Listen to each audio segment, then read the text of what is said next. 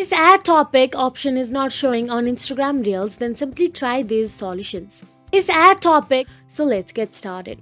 Firstly, go to the App Store in iPhone or Google Play Store in Android. Once in there, simply tap on the search address bar and search for the Instagram. Then tap on the Instagram, and if there you see update option available, simply tap on the update and update the latest version. So after you have done so, open the Instagram app on your mobile device and log into your Instagram account. If that does not work, then simply open any web browser and search for the instagram.com. Inside instagram.com, tap on the login option available there and try logging in from the web browser and see if the topic shows up or not. After you have done all this, simply go to the Instagram app on your mobile device. Only try doing this if none of these steps work.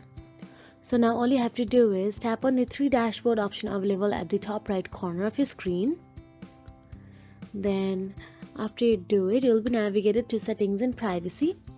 Scroll down till the bottom and there you will get to see help option available. Tap on the help. Then tap on the report a problem.